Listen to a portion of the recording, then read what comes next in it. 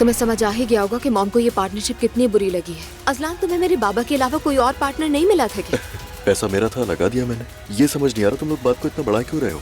जो मुझे सही लगा वो किया मैंने। मैं तो यार, तुम किससे बातें कर रहे हो बार बार? अपनी गर्लफ्रेंड से। इधर आओ जरा। कल कोई बिल पे किया है बेटा? मेरी एक दोस्त है, मतलब गर्लफ्रेंड है मेरी, और वो अपना पर्स घर भुलाई थी, इसीलिए। कभी बताया नहीं उसके बारे में? 1-2 बार मिले हैं बस। बेटा, जिस लड़की से जिंदगी में सिर्फ तुम 2 बार मिले हो, उसे इतना महंगा तोहफा। बाबा गलत समझ रहे हैं, वो बेचारी अपना पर्स घर भुलाई थी और वो जानती है कि मैं कौन हूँ। कौन हो तुम में से? तुम कहीं उस आदमी से मुतासिर तो नहीं हो रही हो? पहले तो मुझे इतना अच्छा नहीं लगता था, लेकिन अब अच्छा लगता है। ये तो कह सकती हूँ मैं। मुझे एक गिफ्ट चाहिए, 60 साल के मर्द के लिए चाहिए। इसे गिफ्ट के लिए पैक कर दीजिए। मैं आ गई। तो एलिफ मैडम आग लगा रही हैं, खैर तो है? आग लगाना तो मेरी फितरत है।